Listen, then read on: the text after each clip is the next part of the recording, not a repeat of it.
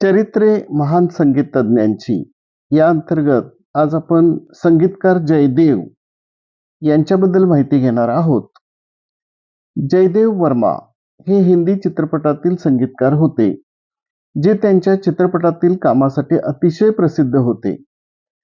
त्यांना 1972 मध्ये रेशमा और शेरा या चित्रपटासाठी, 1979 मध्ये गमन या चित्रपटासाठी आणि 1985 मध्ये अंकही या चित्रपटासाठी 3 वेळा सर्वोत्कृष्ट संगीत दिग्दर्शकाचा राष्ट्रीय पुरस्कार मिळाला. जयदेवाचा जन्म नैरोबी येथे झाला आणि तो भारतातील लुधियाना येथे वाढला. 1973 मध्ये जेव्हा तो 15 वर्षाचा होता, तेव्हा तो चित्रपट स्टार होण्यासाठी मुंबईला पळून गेला. तिथे त्याने वाडिया फिल्म कंपनीसाठी बाल कलाकार म्हणून 8 चित्रपटामध्ये काम केले. लुधियानामध्ये प्रोफेसर बरकतराय यांनी त्याला लहान वयातच संगीताची दीक्षा दिली.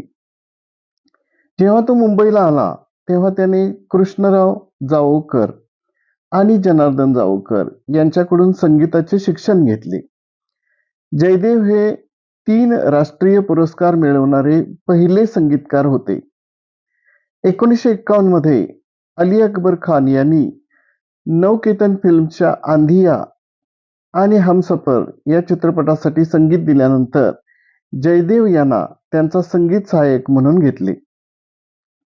टॅक्सी ड्रायव्हर पासून ते संगीतकार एस.डी. बर्मन यांचे सहाय्यक बनले.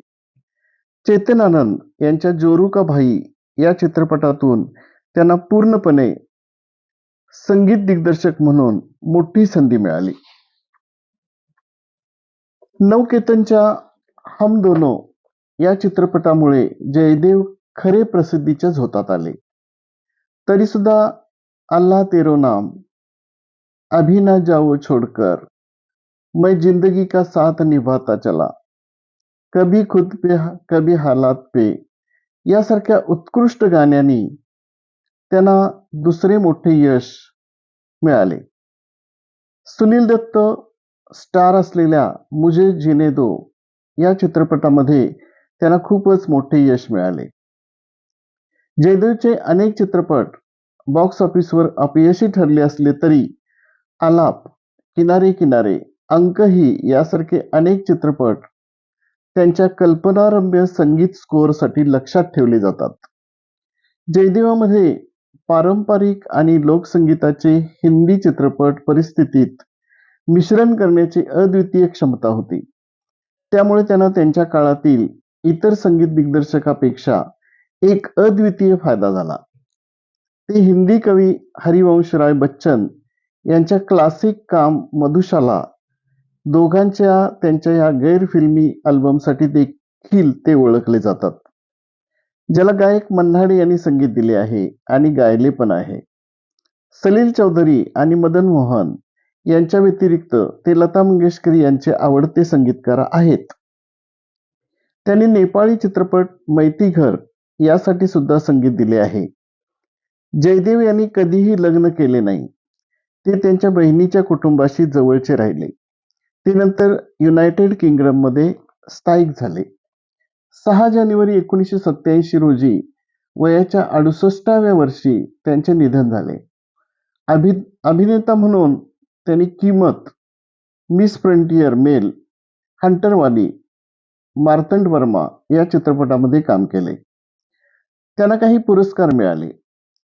1985 मध्ये अंकही या चित्रपटासाठी सर्वोत्कृष्ट संगीत दिग्दर्शन राष्ट्रीय पुरस्कार मिळाला. 1979 मध्ये गमन या चित्रपटासाठी सर्वोत्कृष्ट संगीत दिग्दर्शक हा पुरस्कार मिळाला. 1972 मध्ये रेशमा और शेरा या चित्रपटासाठी त्यांना राष्ट्रीय पुरस्कार मिळाला. तसेच सूरसिंगार संसद पुरस्कार 4 वेळा मिळाला. लता मंगेशकर पुरस्कार मध्य प्रदेश सरकारचा हाही त्यांच्या पदरी प्राप्त झालेला आहे. अशा या संगीतकाराला माझी भावपूर्ण श्रद्धांजली. धन्यवाद.